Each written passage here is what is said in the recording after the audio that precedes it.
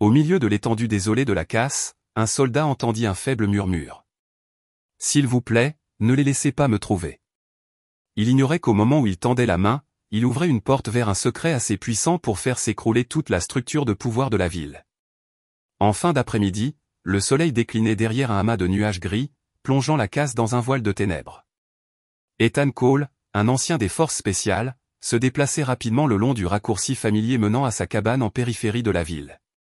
Peu de gens passaient par là, ce qui lui plaisait, loin des regards indiscrets. Soudain, un son étrange rompit le silence. Non pas le cliquetis du métal ou le murmure du vent, mais des sanglots étouffés, fragiles, entrelacés dans le froid de la fin de journée. Ethan s'arrêta net, tout son corps tendu, les yeux balayant chaque ombre. Les pleurs provenaient d'un vieux tuyau en béton, couché sur le côté au milieu d'un tas de gravats. Il s'approcha sans un bruit et se pencha pour regarder à l'intérieur. Dans l'obscurité, une petite fille, 7, peut-être 8 ans, était recroquevillée sur elle-même. Ses vêtements étaient sales, ses cheveux emmêlés collés à un visage émacié. Ses yeux, gonflés et rouges de larmes incessantes, brillaient d'une terreur pure. Elle serrait contre sa poitrine un ours en peluche déchiré, comme si c'était la seule chose qui l'empêchait d'être engloutie par l'obscurité. Quand elle le vit, elle se recroquevilla encore plus, tremblant si fort que cela semblait hors de son contrôle. Un mince murmure s'échappa de ses lèvres, à peine audible, « Ne les laissez pas me voir, s'il vous plaît monsieur, s'il vous plaît, aidez-moi. » Cette voix, effrayée, désespérée, traversa la carapace endurcie d'Ethan, atteignant quelque chose de profond en lui. Un sentiment qu'il n'avait pas connu depuis des années monta dans sa poitrine, une compassion mêlée à quelque chose de plus ancien, de plus primaire, un instinct de protection. Puis, un autre son, un moteur. Un grondement sourd de véhicule, quelque part au loin. C'était régulier, délibéré, comme un puissant VUS avançant discrètement, sondant la zone. Pas le bruit de ferraille d'un équipement de construction, ni le bourdonnement pressé d'une voiture civile de passage. Non, c'était le son de quelqu'un qui ratissait le terrain, pouce par pouce. Une froide reconnaissance submergea Ethan. Il avait déjà ressenti cela, des centaines de fois dans des zones de combat, la certitude étouffante d'être traqué. Ce n'était pas juste un bruit, c'était un avertissement. Il n'hésita pas. La vie tranquille et recluse qu'il avait tant lutté pour bâtir ne signifiait soudainement plus rien. Une lumière vive jaillit dans ses yeux bleus. Il n'était pas le genre d'homme à laisser quelqu'un, surtout un enfant, affronter seul le danger. Il s'accroupit à l'entrée du tuyau, tendant une main forte et ferme. Sa voix était basse mais résolue, empreinte d'un calme inattendu. « Viens, je vais te sortir d'ici. » La petite fille regarda sa main, puis son visage résolu. Pendant un battement de cœur, quelque chose vacilla dans ses yeux, une fragile étincelle d'espoir. Sans un mot, elle plaça sa petite main glacée dans sa paume chaude. Ethan la sortit doucement du tuyau. Elle était étonnamment légère, comme un oisillon trempé par la pluie. Il la souleva facilement, la tenant près de lui. Elle serrait toujours l'ours en peluche, enfouissant son visage dans son épaule, son petit corps tremblant. Ethan se déplaça rapidement. Cette casse avait des sentiers secrets, connus seulement des habitants, ou des hommes dotés d'un instinct de survie comme le sien. Il se faufila à travers des monticules déchiquetés de ferraille, utilisant les ombres et les obstacles pour bloquer la ligne de vue. L'obscurité s'installa, aidant à masquer leurs mouvements. Le moteur grondait toujours quelque part au-delà, mais Ethan garda un rythme régulier, assez rapide pour les éloigner, assez lent pour ne pas attirer l'attention. Il pouvait sentir les respirations courtes et superficielles de la petite fille contre son épaule, pouvait entendre les battements frénétiques de son petit cœur. Enfin, après environ 15 minutes à se déplacer silencieusement le long de sentiers étroits tapissés de feuilles sèches et de racines entrelacées, sa petite cabane en bois apparut au milieu de la canopée forestière. C'était un endroit simple mais robuste, complètement caché de la route principale, un refuge qu'Ethan avait construit pour trouver la paix. Maintenant, il servirait d'abri. Il porta la petite fille à l'intérieur, claqua la porte en bois derrière eux, coupant tout son résiduel de la casse et le bourdonnement lointain d'un moteur inconnu. Pour la première fois, Ethan sentit que ce petit espace portait une responsabilité bien plus grande qu'elle ne l'avait jamais fait. Et ce qui allait suivre changerait à jamais la vie tranquille qu'il avait connue. Ethan claqua la porte en bois derrière lui, coupant le hurlement du vent à l'extérieur et tout bruit qui aurait pu venir de la casse.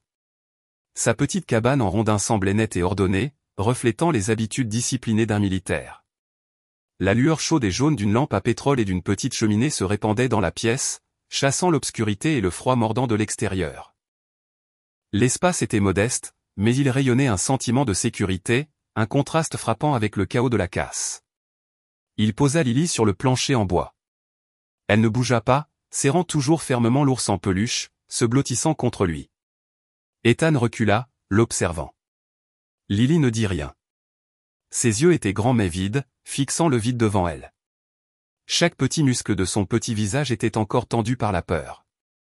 Doucement, elle se rapprocha du coin près de la cheminée, s'accroupissant comme si elle essayait de se fondre dans les ombres. L'ours en peluche était la seule chose à laquelle elle s'accrochait, serré si fort qu'il pouvait entendre le léger froissement du tissu. Ethan ne la pressa pas. Il comprenait la peur d'un enfant traumatisé. Se dirigeant vers la cuisine, il fit bouillir de l'eau, prépara une tasse de lait chaud et sortit quelques biscuits. Il les plaça sur le sol, laissant une distance de sécurité entre eux et Lily. Elle ne les regarda que brièvement, sans les prendre. Elle resta immobile comme une statue, le seul mouvement venant de ses yeux, qui se posaient parfois sur Ethan avec une suspicion méfiante. Il ne l'y força pas. S'asseyant sur le canapé, gardant ses distances, Ethan attendit patiemment. Il savait qu'il ne pouvait pas la forcer. La confiance devait être bâtie lentement, pièce par pièce. Après environ 10 minutes de silence, lorsque le lait eut refroidi, Lily tendit finalement ses deux petites mains tremblantes pour prendre la tasse. Elle but par petites gorgées, ses yeux toujours méfiants. Ethan tenta d'engager la conversation, espérant créer un certain lien. « Ton nom est Lily, n'est-ce pas ?» Lily hocha légèrement la tête. « Quel âge as-tu, Lily ?» Elle mouilla ses lèvres. « 7 ans, murmura-t-elle. « Es-tu perdu ?» demanda Ethan doucement, cherchant des informations. Lily secoua la tête, puis murmura « Non, ils sont venus. » « Qui est venu ?» demanda aussitôt Ethan, sa voix calme mais ses oreilles attentives. « Je ne sais pas », Lily recula ses épaules, serrant l'ours plus fort, comme si toute autre réponse pouvait apporter le danger. « Ils sont partis maintenant. » C'est tout ce qu'elle dit. Ethan réalisa que les questions directes ne fonctionneraient pas. Elle était trop effrayée. Il décida de la laisser tranquille, au moins pour cette nuit. Ethan dégagea un coin du salon, étala un mince matelas et posa une couverture chaude dessus. « Tu peux dormir ici, Lily. Tu es en sécurité maintenant.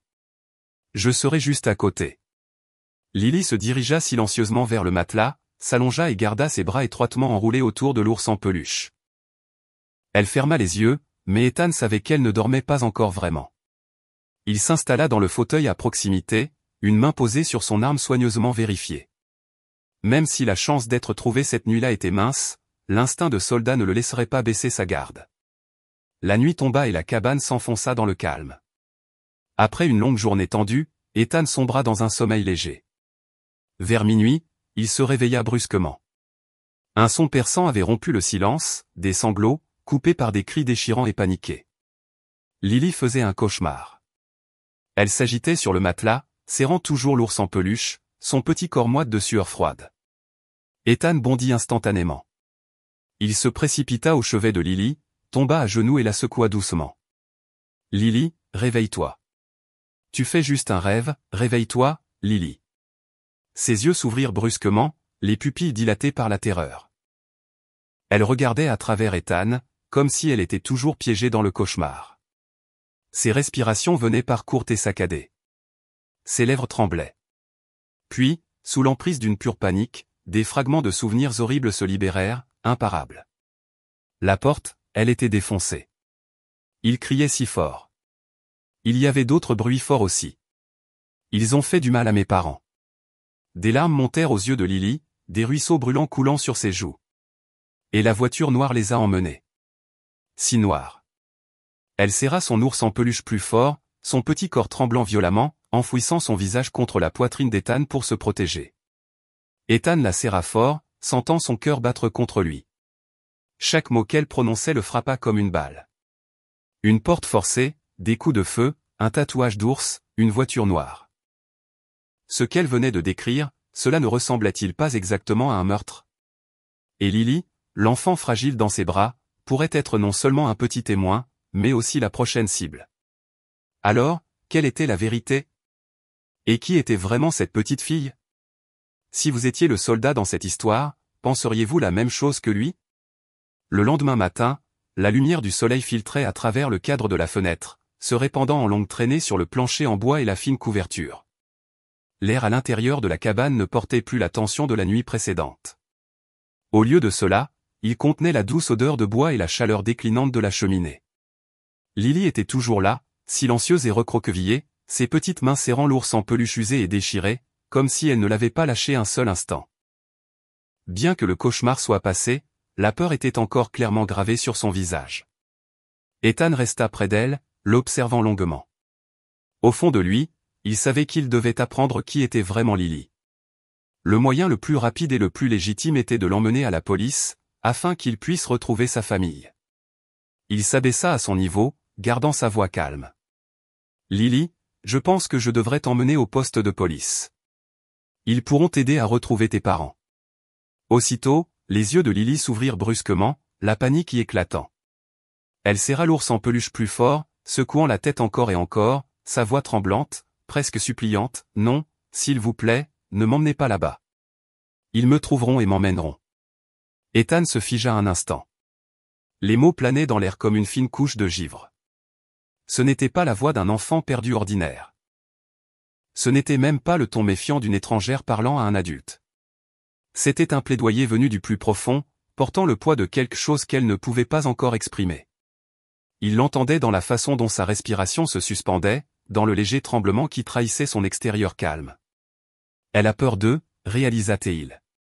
Pas comme un enfant pourrait craindre d'être réprimandé, mais avec une crainte qui faisait que la police, de tous les endroits, semblait être le dernier endroit où elle voulait être. À cet instant, le plan qu'il avait eu quelques instants plus tôt de l'amener au poste s'évanouit. Il hocha la tête doucement, sans insister pour obtenir des réponses. Son instinct lui disait que la forcer à dire la vérité maintenant serait comme essayer d'ouvrir un bouton de fleurs avant qu'il ne soit prêt, cela ne ferait que la blesser davantage. Pourtant, la question « pourquoi ?» prit racine dans son esprit, obstiné et inébranlable, son poids s'installant dans sa poitrine. Se tournant vers la petite cuisine, il chercha le confort le plus ordinaire qu'il pouvait offrir, le petit déjeuner. Le placard révéla une boîte de céréales à moitié pleine, et il les versa dans un bol, les morceaux secs cliquetant doucement contre la céramique. Le lait était encore froid du réfrigérateur, envoyant une volute de vapeur dans l'air alors qu'il touchait les céréales. Il posa le bol et la cuillère devant elle, le cliquetis de la porcelaine sur le bois résonnant plus fort qu'il n'aurait dû dans la pièce silencieuse. Lily s'assit, les épaules recroquevillées, les petites mains posées sur ses genoux, jusqu'à ce qu'elle prenne finalement la cuillère. Elle parlait encore très peu, juste les hochements de tête les plus simples pour dire oui et un léger hochement pour dire non, mais elle mangeait méthodiquement, comme si chaque bouchée était un petit acte de confiance. L'ours en peluche resta avec elle, blotti dans le creux de son bras, même lorsqu'elle levait chaque cuillerée. Sa fourrure usée frottait contre son poignet, la couture effilochée près de son oreille, témoin silencieux de toute l'histoire qu'elle n'avait pas encore racontée. Ethan le remarqua et ressentit une étrange piqûre protectrice, comme si l'ours lui-même faisait partie du fil fragile qui la maintenait. Après le petit déjeuner, Ethan sortit pour s'occuper de ses tâches quotidiennes dans le jardin, arroser les légumes verts et vérifier les arbres fruitiers. Il lui demanda, « Tu veux venir m'aider un peu, Lily ?» C'était un moyen de la faire bouger, de respirer l'air frais et de se sentir utile, au lieu de rester recluse à l'intérieur. Lily hésita un instant, puis se leva lentement. Elle serrait toujours l'ours en peluche en s'aventurant prudemment dans la cour. Ethan lui tendit un petit arrosoir. Lily arrosa silencieusement chaque plante, ses yeux ne quittant jamais l'ours. Ethan l'observa attentivement. Le jouet était si usé, ses couleurs fanées, et il était couvert de boue et de poussière de la casse. Il fallait le nettoyer. « Lily, » dit Ethan doucement, « ton ours en peluche est vraiment sale. Et si je le lavais pour toi ? Il sera propre et sentira bon à nouveau. » Lily serra instantanément l'ours encore plus fort, ses grands yeux méfiants, secouant fermement la tête. Sa résistance soudaine attira l'attention d'Ethan. Un ours en peluche sale n'avait rien d'inhabituel, mais cette réaction l'était. Il essaya à nouveau, patient et rassurant. « Je ne ferai que le laver. Je le ferai à la main, soigneusement, pour qu'il ne s'abîme pas. Tu ne veux pas que ton ours soit propre ? » Après quelques secondes de lutte interne, Lily regarda l'ours, puis lui. Peut-être que sa confiance en Ethan était suffisante pour la pousser au-delà de la peur de se séparer de sa possession la plus précieuse. Enfin, elle fit le plus petit des hochements de tête et le lui tendit lentement. Ethan le prit doucement. L'ours en peluche était plus lourd qu'il ne l'avait imaginé. Quand Ethan tendit la main pour prendre l'ours en peluche, Lily dit doucement, « Papa me l'a acheté à la dernière fois où nous sommes allés. » Elle hésita, puis baissa la tête et pressa sa joue contre sa fourrure usée. Ethan sentit sa prise sur l'ours se resserrer un peu. Il savait que pour un enfant, les souvenirs ne vivaient pas dans de longues histoires, ils vivaient dans de petites choses comme celle-ci. Il promit, « Je le garderai en sécurité, tout comme je te garderai en sécurité. » Ethan porta l'ours en peluche dans la maison. En le tenant, il sentit quelque chose de petit et de solide enfoui profondément dans la ouate. Il était habitué à vérifier tout, des équipements aux objets personnels, pour déceler tout ce qui était inhabituel. Les instincts d'un soldat de reconnaissance se manifestèrent. Instantanément, il pressa doucement un endroit, puis chercha autour. Ses doigts trouvèrent une couture le long de la colonne vertébrale de l'ours, soigneusement cousue mais pas parfaite. Ce n'était pas une partie de la couture originale. Ethan se rendit dans son petit bureau, où il y avait suffisamment de lumière et d'intimité. Avec précaution, il prit un petit couteau et coupa le long de la couture. La ouate se sépara. Il y plongea la main et sentit un petit objet cylindrique. En le retirant, il trouva un minuscule porte-clés en métal en forme de hibou. Usé par le temps, le porte-clés avait un capuchon finement ouvragé. Ethan le dévissa. À l'intérieur se trouvait une mini-clé USB. Les derniers rayons du jour glissèrent par la fenêtre, frappant la clé USB. Ethan la tint dans sa paume, ses yeux s'assombrissant. Dans son esprit, des fragments du cauchemar de Lily se précisèrent vivement, ils ont fouillé toute la maison à la recherche de quelque chose. C'était ça. C'était ce qu'ils cherchaient. C'était la raison pour laquelle Lily était traquée. Ses parents, qui l'avaient cachée dans l'endroit le plus sûr qu'ils pouvaient imaginer, l'ours en peluche de leur fille, avaient dû prévoir le pire et lui avaient confié une mission tacite. Ethan n'ouvrit pas la clé USB tout de suite. Il la glissa dans sa poche et lava doucement l'ours en peluche. Par la fenêtre, il vit Lily cueillir joyeusement des baies sauvages au bord de la cour, insouciante et inconsciente du fardeau que portait son ours en peluche. Le poids de la responsabilité s'installa lourdement sur les épaules d'Ethan. Il n'était plus seulement le protecteur de Lily, il était maintenant le gardien d'une clé qui pourrait révéler la vérité et peut-être la justice pour la mort de ses parents. Ce soir-là, après que Lily eut fini de dîner et jouer avec l'ours en peluche fraîchement nettoyé, Ethan s'assit à côté d'elle. Il inspira profondément. « Lily, commença-t-il aussi doucement que possible, je dois te demander quelque chose. Quand tes parents t'ont-ils donné cette chose ?» Il garda ces mots vagues, ne mentionnant pas la clé USB, se contentant de faire allusion à quelque chose. Lily jouait avec l'ours en peluche quand elle se figea à sa question. Ses yeux s'écarquillèrent, fixant ceux d'Ethan et se remplirent lentement de larmes. Elle ne répondit pas.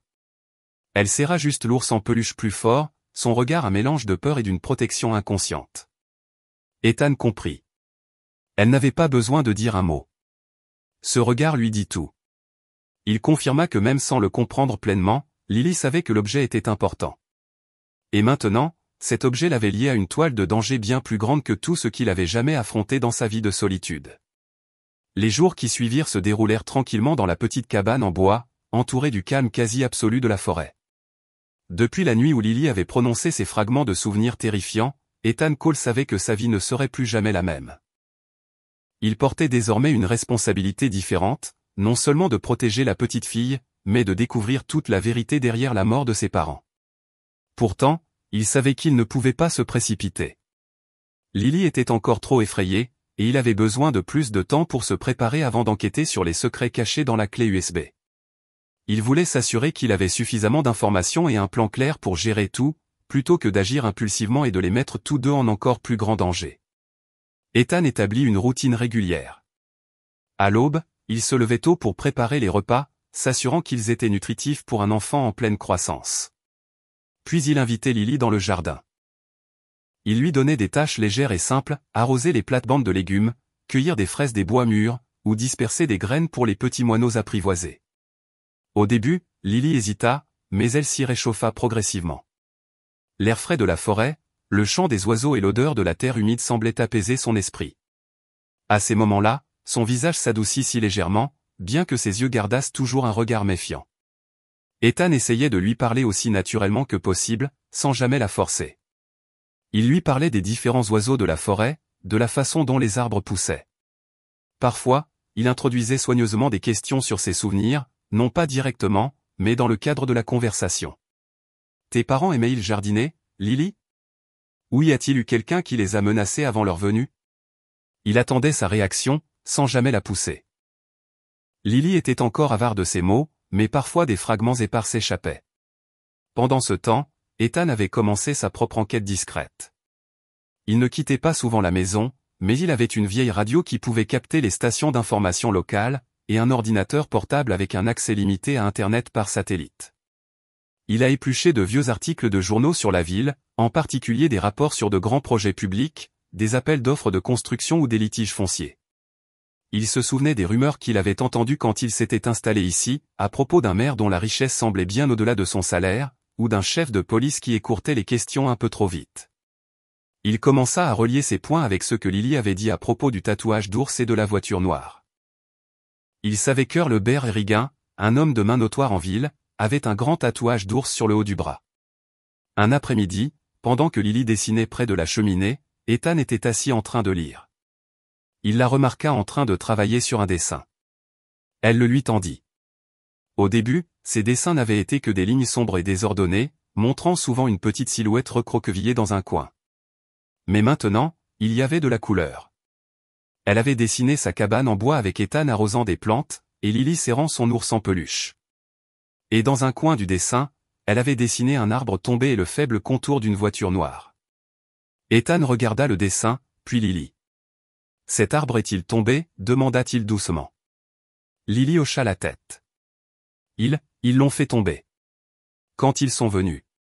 Sa voix tremblait toujours, mais elle était plus claire maintenant. Ils ont fouillé toute la maison à la recherche de quelque chose. Elle s'arrêta, ses yeux brillant soudain de peur. Ils ont crié sur mes parents. C'était si effrayant. Ethan écouta et une image plus large commença à prendre forme. Les parents de Lily n'avaient pas été des victimes aléatoires. Ils détenaient un secret, quelque chose que ces gens cherchaient désespérément, et ils étaient prêts à blesser d'autres pour l'obtenir. Et cette vérité obscure était quelque chose qu'ils devaient découvrir avant que tout ne s'aggrave. Tandis qu'Ethan Cole maintenait sa vie recluse, recueillant prudemment des informations et essayant d'aider Lily à guérir, le nœud autour de la périphérie de la ville se resserrait. La nouvelle d'un ancien soldat solitaire apparaissant soudainement avec une étrange petite fille avait commencé à filtrer aux oreilles de gens qui n'auraient pas dû savoir. Dans un bar miteux en périphérie, où l'odeur rance de la bière se mêlait à la fumée de cigarettes, deux hommes corpulents se penchèrent près d'Earl Bear Regan. L'homme costaud avec une barbe pleine se gratta la tête. « Patron, ce type Ron, à la casse, dit qu'il a vu un étranger transporter une petite fille hors d'un tuyau de drainage il y a quelques nuits. Puis le type a juste disparu. » Earl Regan, les manches de sa chemise retroussées révélant un grand tatouage d'ours sur le haut de son bras, but une gorgée de bière, ses yeux d'un froid glacial. Il avait des liens d'affaires louches avec le maire Henry Mason et le chef de police Mark Doyle, gérant leurs problèmes officieux. Plissant les yeux à cette histoire, il marmonna, une petite fille et un ancien soldat. Cela ressemble beaucoup au bazar que Lily a créé. Il se rappela l'ordre permanent de Mason, trouvez tout ce qui est lié à cette famille et occupez-vous de tous les témoins. Sans hésitation, Earl sortit son téléphone. « Mère, nous avons une situation, grogna-t-il dans le récepteur. Je viens d'entendre parler d'une petite fille et d'un ancien soldat. Je suis presque sûr que c'est l'enfant dont vous vous inquiétiez. » À l'autre bout, Henry Mason était assis dans son bureau cossu, son expression s'assombrissant. Le cas Lily avait été une épine dans son pied, et toute piste sur un témoin survivant devait être étouffée immédiatement. Cette fille doit disparaître, ainsi que tout ce qu'elle détient. Proprement et rapidement. Je ne veux pas de problème avant les élections, ordonna-t-il froidement, sans la moindre once d'émotion. Raccrochant, Mason appela immédiatement le chef de police Mark Doyle. Mark, nous avons un problème. Il semble que la fille soit toujours en vie, et elle est avec un ancien soldat. Dirigez-vous vers la zone reculée à l'ouest de la ville, près de la casse. Envoyez vos hommes les plus fiables. Assurez-vous qu'ils ne laissent aucune trace. Mark Doyle, un homme avide au comportement d'acier, hocha seulement la tête au téléphone, puis se mit à mobiliser ses subordonnés les plus fiables. De retour à la cabane d'Ethan, la paix fragile des derniers jours commença à se fissurer sous des signes étranges et troublants. Avec des instincts de survie affûtés par des années dans l'armée, Ethan sentit un changement dans l'air. Cela commença subtilement. Un matin, en vérifiant les petits pièges à animaux qu'il avait installés en bordure de propriété, il remarqua qu'une petite branche qu'il avait utilisée pour marquer un sentier avait été cassée. La cassure était fraîche, pas l'œuvre du vent, des intempéries ou de la faune. C'était le signe de quelqu'un passant délibérément, quelqu'un d'étranger aux règles tacites de la forêt. Cet après-midi-là, alors qu'il longeait la clôture, il repéra une empreinte de bottes fraîches et inconnues, profondément enfoncée dans la terre molle après la pluie de la nuit précédente. Elle n'appartenait ni à lui ni à Lily, et elle n'était clairement pas d'un chasseur ou d'un bûcheron qu'il connaissait. Puis les signes devinrent plus évidents. La nuit, de temps en temps, Ethan entendait des bruits faibles et ambigus venant du fond des bois, un bruissement de feuilles sèches qui n'était pas causé par le vent, ou le bourdonnement lent et délibéré d'un moteur avançant sur le chemin de terre rarement emprunté à 1 mile de sa maison. Parfois, il apercevait même le bref balayage de faisceaux de lampes de poche glissant entre les arbres lointains, mais dès qu'il se concentrait sur eux, ils disparaissaient. Il savait qu'ils sondaient, se rapprochaient, cherchaient méthodiquement son emplacement. Lily, bien qu'elle ne dise jamais un mot, pouvait également sentir le changement. Elle regardait souvent par la fenêtre avec une expression inquiète, ou serrait son ours en peluche plus fort chaque fois qu'il y avait un bruit inconnu à l'extérieur. La peur familière était revenue chez elle, plus lourde que jamais. La paix qu'Ethan avait tant essayé de créer semblait maintenant n'être rien de plus qu'un rideau fragile, prêt à être déchiré à tout moment. Ethan passa à l'action. Il inspecta les défenses improvisées de la maison, loquets de porte, verrous de fenêtres, et surtout, la trappe cachée derrière la cuisine. Il inspecta son fusil de chasse, s'assurant qu'il restait propre et prêt à tirer. Il passa du temps à enseigner à Lily quelques signaux manuels de base, à couvert, silence absolu, suivez-moi. Elle apprit rapidement, ses yeux remplis de détermination, comme si ses instincts de survie lui disaient exactement quoi faire. Ethan savait que ce n'était qu'une question de temps avant que la confrontation n'arrive. Il l'avait trouvé, et ils étaient en chemin. Maintenant, il n'avait pas d'autre choix que de les affronter et de protéger Lily à tout prix. Le vrai combat avait commencé. Après avoir réalisé que les signes d'être suivi devenaient plus évidents, Ethan Cole sut qu'il ne pouvait plus tarder. Le danger se rapprochait, et il devait savoir exactement à quoi il était confronté. Cette nuit-là, tandis que le vent sifflait à travers les fissures de la fenêtre et que les arbres bruissaient à l'extérieur, Ethan était assis dans son petit bureau à domicile. La lampe de bureau projetait une faible lueur jaunâtre, juste assez pour illuminer l'ordinateur portable et son visage pensif. Lily était profondément endormie sur un matelas dans le salon, sa respiration régulière, comme si elle avait enfin trouvé un peu de paix après de longues et dures journées.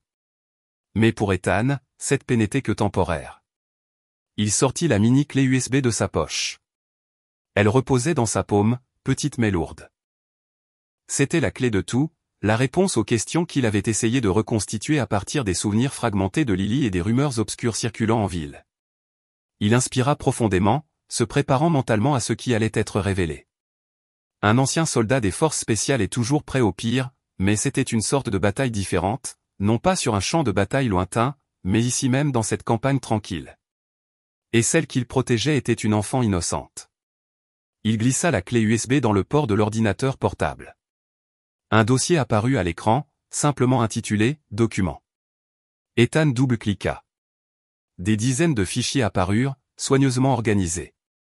C'était clairement le travail de quelqu'un ayant des compétences d'enquête, pas une collection aléatoire de dossiers. Il commença à les ouvrir un par un. Les premières étaient des feuilles de calcul Excel détaillées, répertoriant clairement des sommes d'argent massives transférées vers et depuis des comptes bancaires offshore, toutes liées au projet de construction publique de la ville. Ethan remarqua rapidement les noms du maire Henry Mason et du chef de police Mark Doyle apparaître à plusieurs reprises, ainsi que des sociétés écrans et des contrats louches. C'était la preuve d'un vaste système de blanchiment d'argent et de détournement de fonds publics. Vint ensuite les enregistrements audio. Ethan mit ses écouteurs, écoutant attentivement. C'étaient des conversations émaillées d'insinuations, où les chiffres étaient mentionnés de manière détournée, et les menaces habilement dissimulées derrière des mots polis. Ethan reconnut les voix de Henry Mason, de Mark Doyle, et surtout, le ton grave d'Earl Berrigan, alors qu'il exigeait de l'argent ou donnait des ordres à ses hommes. Enfin, il y avait un seul fichier vidéo, de quelques minutes seulement. Ethan cliqua sur lecture. La vidéo tremblante et lointaine montrait Hurlebert et Riggin criant et menaçant un ouvrier âgé. L'homme tremblait, essayant de résister, mais fut rapidement maîtrisé par deux gros bras. Earl s'approcha, faisant un geste de la main. Le faible éclairage public éclaira son bras, révélant clairement un grand tatouage d'ours sur son biceps, exactement comme Lily l'avait décrit dans ses cauchemars. La vidéo se termina avec l'ouvrier étant poussé et malmené, mais la preuve la plus cruciale était déjà claire, le visage du meneur, et la preuve indéniable de sa brutalité. Ethan retira ses écouteurs, tout son corps tendu. Il avait sa réponse. C'était la raison pour laquelle les parents de Lily avaient été tués. Ils n'étaient pas victimes d'un vol aléatoire ou d'une rancune personnelle.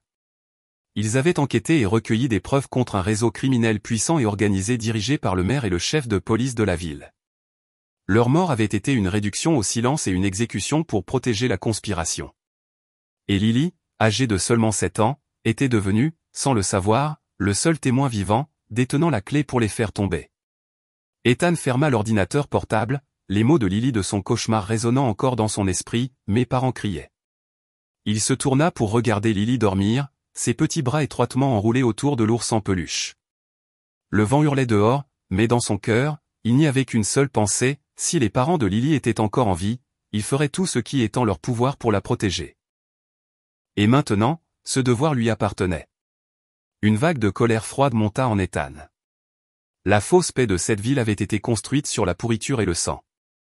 Ses yeux se posèrent sur la clé USB sur la table, puis vers l'entrée du salon, où Lily dormait. Le poids d'une énorme responsabilité pesait sur lui.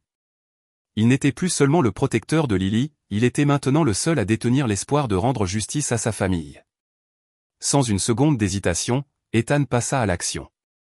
Il brancha un disque dur externe à l'ordinateur et copia toutes les données de la clé USB. Puis il imprima plusieurs copies papier des documents les plus critiques, grands livres financiers, images de transactions et captures d'écran de la vidéo d'Earl Riggin. Il cacha ces copies à différents endroits de la maison et prépara un petit sac pour pouvoir en emporter quelques-unes avec lui à tout moment. Ethan Cole savait qu'avec cette preuve, il avait déclaré la guerre, et il ne s'arrêterait pas tant que justice ne serait pas rendue. La faible lumière de l'aube commença à filtrer à travers les interstices des feuilles, jetant une teinte dorée sur la cime des arbres. Mais pour Ethan Cole, ce matin-là ne portait rien de sa paix habituelle. Après une longue nuit à examiner les preuves horribles stockées sur cette clé USB, il ressentait un poids écrasant pesant sur lui. Il n'y avait plus aucun doute, lui et Lily étaient au bord d'une confrontation inévitable. La colère qui avait jadis brûlé en lui s'était maintenant refroidie en une résolution nette et inflexible. Il devait agir, et il devait agir vite. Ethan savait qu'il ne pouvait pas faire cela seul. Avec des preuves aussi accablantes, il avait besoin d'un canal de confiance pour les révéler au grand jour, une autorité suffisamment forte pour s'attaquer à un réseau criminel aussi profondément enraciné que celui qui tenait cette ville. Ses pensées se tournèrent immédiatement vers David Miller, un ancien contact de ses jours militaires. Miller n'était pas un ami proche, mais c'était un agent fédéral avec qui Ethan avait travaillé sur une mission classifiée il y a des années. Ethan lui faisait entièrement confiance, sachant que Miller était un homme intègre avec l'autorité nécessaire pour gérer une affaire d'une telle envergure. Il attrapa son téléphone satellite crypté, un appareil qu'il avait soigneusement gardé depuis qu'il avait quitté le service, ne l'utilisant que dans les situations les plus critiques. Composant le numéro, il attendit que la ligne se connecte. « Miller », dit-il l'instant où il entendit la voix à l'autre bout, son ton ferme mais empreint d'urgence. « C'est Ethan. J'ai une situation sérieuse. Cela implique de la corruption, du blanchiment d'argent et des préjudices causés par des personnes au sein du gouvernement local. » Il n'entra pas dans les détails, se contentant d'en dire assez pour que Miller saisisse le danger. Ils convinrent de se retrouver à un point de rencontre sécurisé, un entrepôt abandonné à près de 2 heures de la ville, un endroit qu'Ethan connaissait bien, où il pouvait contrôler l'environnement et éviter toute surveillance. Dès que l'appel fut terminé, Ethan se mit immédiatement en mode de préparation. Il emballa le strict nécessaire dans un petit sac à dos, des aliments secs, de l'eau en bouteille, une trousse de premiers secours et des vêtements chauds pour Lily. Il prit un soin particulier à dissimuler la clé USB originale, ainsi que des copies imprimées de son contenu essentiel, à l'intérieur d'une petite pochette cachée discrètement cousue dans la doublure de sa veste. Chaque mouvement qu'il faisait était calculé, efficace, silencieux et sans mouvement inutile. Pendant tout ce temps, ses sens restaient en état d'alerte maximale. Il continuait de jeter des coups d'œil par la fenêtre, les oreilles tendues au moindre son. Un sentiment croissant de malaise planait lourdement dans l'air. Et puis, juste comme son instinct l'avait averti, il l'aperçut, un pick-up noir garé juste hors de vue près de la lisière des bois. Il ne bougeait pas, juste là, une ombre qui attendait son heure. Il savait que le filet se resserrait, et il était presque certain qu'ils avaient déjà envoyé des gens à pied plus profondément dans la forêt pour reconnaître les lieux. Le faisceau d'une lampe de poche balayant la cime des arbres la nuit précédente n'avait pas été son imagination. « Lily, viens ici », appela doucement Ethan, sa voix plus sérieuse que jamais. Lily s'approcha, ses grands yeux fixés sur lui. « Nous partons en voyage. J'ai besoin que tu écoutes très attentivement ce que je vais te dire. » Ethan s'agenouilla, de manière à être à hauteur d'yeux avec la petite fille. Il montra à Lily comment se déplacer silencieusement à travers la forêt, posant ses pieds légèrement sur le tapis de feuilles sèches pour éviter de faire du bruit. Il lui enseigna quelques signaux manuels de base, un doigt pressé sur les lèvres signifiait « silence absolu », un poing serré signifiait « danger », cachez-vous immédiatement, un mouvement de la main signifiait « suivez-moi ». Plus important encore, il lui rappela de ne jamais lâcher son ours en peluche, non seulement parce que c'était un souvenir, mais parce que c'était la chose même qui les avait menés à ce point. Lily le regarda, les yeux remplis de confiance et de détermination. Elle hocha la tête, sachant que ce n'était pas un jeu.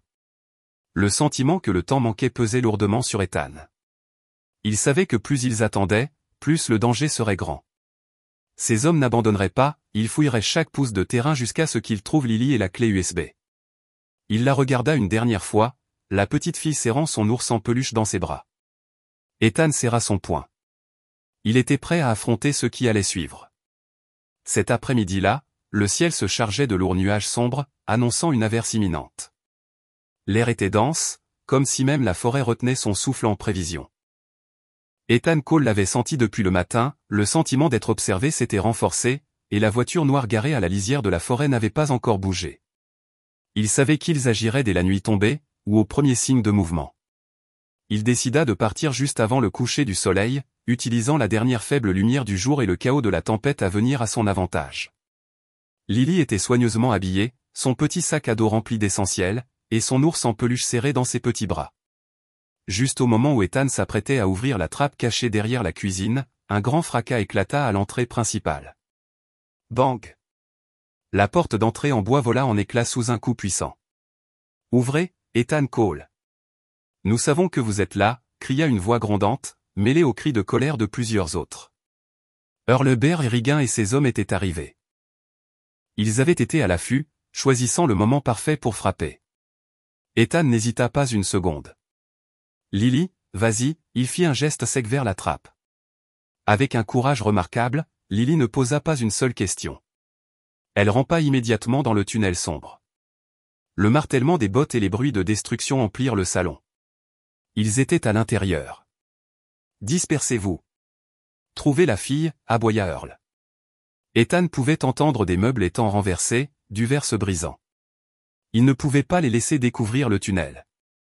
Il s'élança de la cuisine vers le salon, faisant autant de bruit que possible pour les éloigner.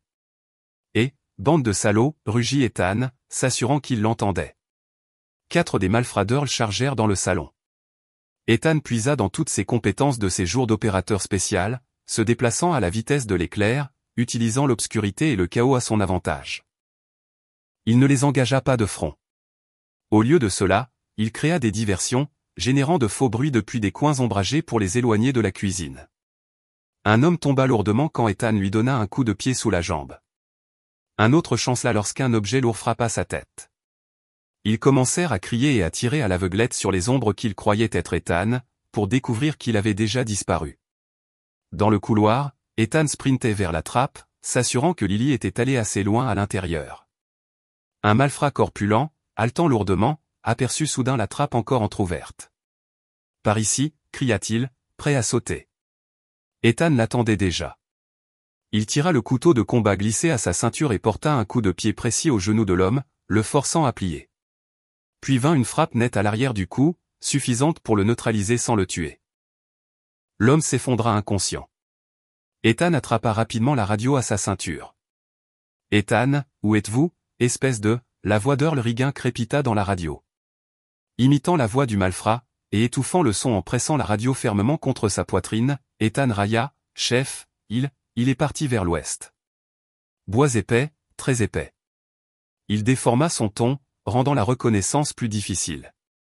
Après lui, rugit Earl. Ethan entendit le martèlement de pas s'élançant hors de la maison vers la forêt dense à l'ouest, où il avait créé quelques fausses pistes. Une fois certain qu'ils avaient mordu à l'hameçon, Ethan ferma la trappe, la verrouillant de l'extérieur. Il plongea dans le tunnel, rampant derrière Lily. Dans le noir, elle ne pleura pas, ne cria pas, mais garda silencieusement le rythme, sa petite silhouette se déplaçant avec une agilité surprenante. L'ours en peluche était serré contre sa poitrine. Le tunnel débouchait sur un sentier caché au fond des bois. À ce moment-là, la pluie tombait à verse, le tonnerre grondant au-dessus. L'averse masquait leurs traces et réduisait la visibilité des poursuivants. Ethan prit la main de Lily et courut à travers la forêt. Ils escaladèrent des pentes glissantes, se frayèrent un chemin à travers d'épais sous-bois. Lily semblait épuisée, mais elle suivit chacun de ses pas. Enfin, après une dure épreuve, ils atteignirent le point de rendez-vous secret, une carrière abandonnée. La pluie tombait toujours à verse, les laissant tous deux trempés et couverts de boue. Au loin, des phares s'allumèrent. Un SUV noir non marqué s'approcha lentement. Ce n'était pas celui d'Earl. C'était celui de Miller, son contact fédéral. La porte s'ouvrit et David Miller, un homme grand en costume impeccable aux yeux vigilants, en sortit. Deux autres agents suivirent. Le regard de Miller balaya Ethan et Lily, son expression se crispa devant leur état dépenaillé. « Lily, viens ici, » dit Ethan, sa voix rauque d'épuisement, mais empreinte de soulagement. « C'est Monsieur Miller. Il va nous aider. » Lily regarda Miller, puis le visage d'Ethan. Sans hésitation, elle lâcha sa main et marcha vers Miller, serrant toujours son ours en peluche. Ethan la regarda partir, sentant un fardeau se lever. Au moins pour l'instant, il l'avait mise en sécurité. Maintenant, il était temps que la vérité éclate. Le SUV noir non marqué du Federal Bureau of Investigation accéléra à travers la nuit orageuse, emportant Ethan et Lily hors de la forêt humide vers une plus grande ville, loin de la petite ville drapée dans l'obscurité du crime. À l'intérieur, Lily s'était endormie d'épuisement, serrant toujours son ours en peluche. Ethan s'assit à côté d'elle, ses yeux scrutant la fenêtre avec une vigilance ininterrompue, jusqu'à ce qu'il soit vraiment hors de danger. Un soulagement intense l'envahit, le laissant épuisé, mais il savait que ce n'était que temporaire. Une plus grande mission l'attendait.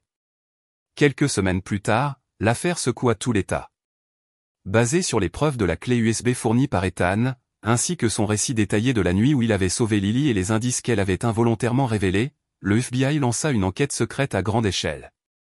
Utilisant les données financières de la clé USB, ils retracèrent des comptes secrets, examinèrent les contrats de travaux publics de la ville et interrogèrent des témoins potentiels. Ce fut une bataille éprouvante, car les adversaires étaient des figures puissantes avec une influence considérable. Les arrestations eurent lieu sans avertissement, en plein jour, laissant la ville stupéfaite. Le maire Henry Mason fut arrêté directement dans son bureau opulent alors qu'il préparait un discours de campagne. Le chef de police Mark Doyle fut menotté à l'intérieur de sa propre station avant même qu'il ne réalise la menace. Earl Bear Riggin et son équipe furent arrondis dans leur bar habituel, quelques minutes avant qu'ils ne puissent fuir.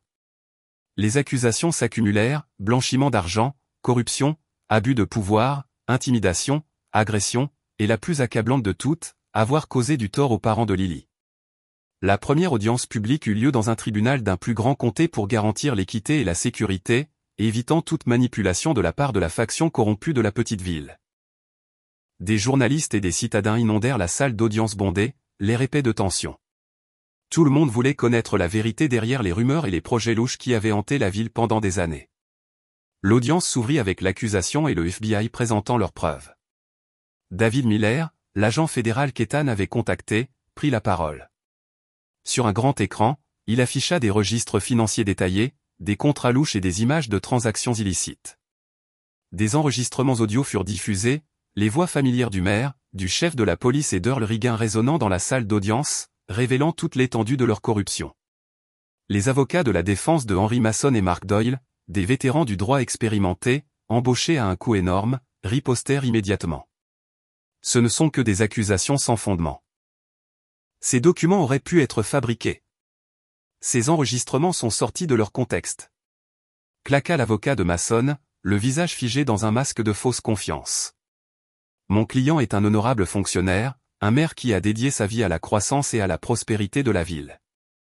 Vint ensuite la vidéo secrètement enregistrée montrant Earl Reagan ordonnant le passage à tabac d'un travailleur. Son image, complète avec le tatouage d'ours clairement visible, se dressait en grand sur l'écran, provoquant une inspiration collective tendue dans la pièce. Malgré cela, l'avocat d'Earl argua, ce n'était rien de plus qu'un simple différend du travail, à peine suffisant pour prouver un comportement abusif. Mon client essayait simplement de résoudre un conflit. Puis ce fut au tour d'Ethan Cole de témoigner. Il raconta en détail la nuit où il avait trouvé Lily, les indices qu'elle lui avait donnés, et la découverte de la clé USB. L'avocat de la défense ne perdit pas de temps pour passer à l'attaque. Monsieur Cole, vous êtes un ancien soldat des forces spéciales. Vous pourriez souffrir de TSPT, ou peut-être avez-vous un motif personnel ici. Comment pouvons-nous faire confiance à votre histoire d'une mystérieuse clé USB cachée à l'intérieur d'un ours en peluche, prétendument d'une enfant traumatisée? Ethan fit face aux accusations avec le calme et la fermeté d'un soldat. Il présenta chaque fait logiquement, sans émotion. La preuve sur la clé USB est objective. Les données financières peuvent être recoupées avec les relevés bancaires. Les enregistrements audio peuvent être analysés pour l'identification vocale. Et votre dernier témoin est l'enfant même qui a enduré cette tragédie. Puis ce fut au tour de Lily. Elle avait été soigneusement préparée avec l'aide de psychologues et d'avocats. Elle n'apparut pas dans la salle d'audience elle-même, mais était assise dans une salle privée sécurisée, son témoignage étant diffusé en direct au tribunal sur un grand écran. Elle serrait son ours en peluche. Il y avait encore une trace de peur dans ses yeux, mais son visage affichait une remarquable constance. Lily commença à parler, sa voix petite mais claire. Je dormais. Puis j'ai entendu un grand bruit. La porte a été défoncée. Mes parents criaient. Elle raconta les cris, la façon dont ils avaient fouillé la maison à la recherche de quelque chose. Et puis elle décrivit le bruit assourdissant et déchirant la nuit, et le moment où elle vit ses parents tomber. Lorsque le procureur afficha une photo agrandie d'Earl Reagan et posa des questions sur le tatouage, Lily regarda directement l'écran, ses yeux brillants, mais sa voix inébranlable. J'ai vu ce tatouage. C'était un ours, comme mon ours. Ce sont eux qui ont fait du mal à mes parents. Le témoignage de Lily, court, simple et innocent, provoqua des ondes de choc dans la salle d'audience. Un faible murmure parcourut la pièce. Les accusés, en particulier Earl Reagan, essayèrent de maintenir un air d'indifférence, mais il était clair qu'ils étaient secoués qu'une enfant puisse se souvenir de tels détails si vivement. Bien que les avocats de la défense aient tenté de saper sa crédibilité en raison de son jeune âge et de son traumatisme, la vérité dans ces mots frappa puissamment le jury et le public. Toute la ville fut secouée. Ceux qui avaient autrefois eu trop peur de parler commencèrent à se manifester. De nombreux autres témoins, anciennes victimes d'intimidation ou personnes ayant vu les agissements louches du groupe, se sentirent désormais enhardis, sachant que Lily était en sécurité et que la justice commençait à percer. Ils s'avancèrent pour fournir plus de preuves, renforçant le dossier contre Henry Mason, Mark Doyle, Earl Reagan et leurs acolytes. Ce n'était que le début d'une longue bataille juridique, mais les preuves étaient déjà accablantes. Ethan Cole savait qu'il avait créé la première fissure dans leur mur de pouvoir.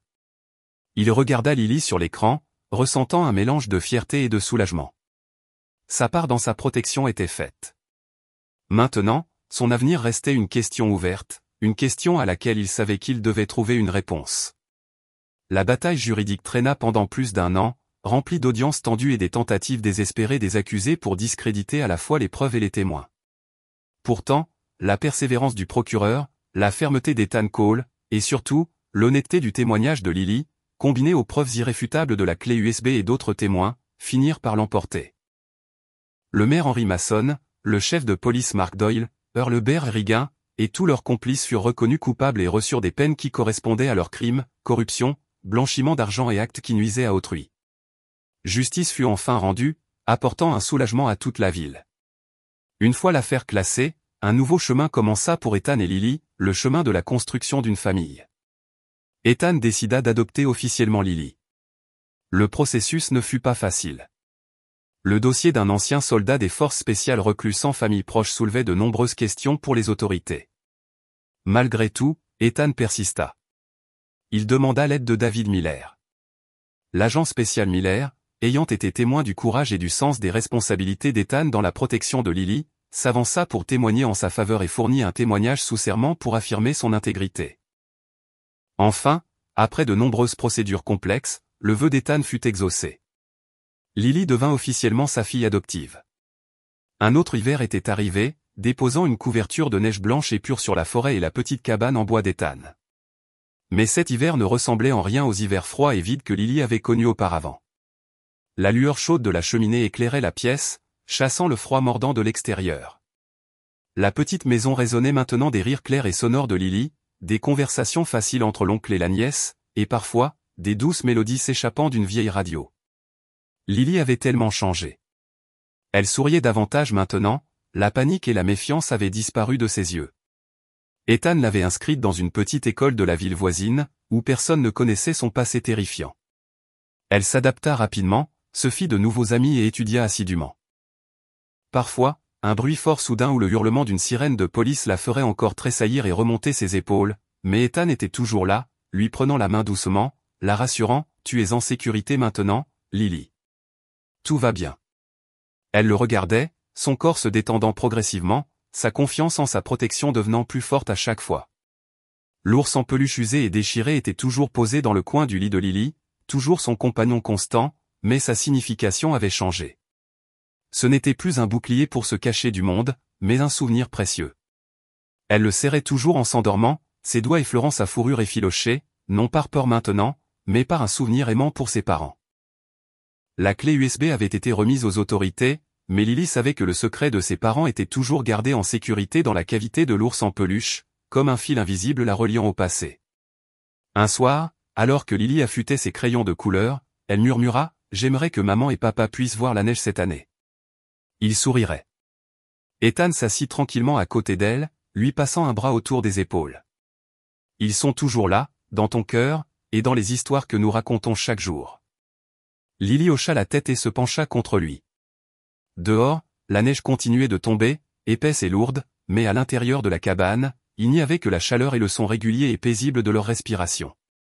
Par une soirée enneigée, Ethan vit Lily assise près de la cheminée, profondément absorbée par l'écriture dans son petit journal.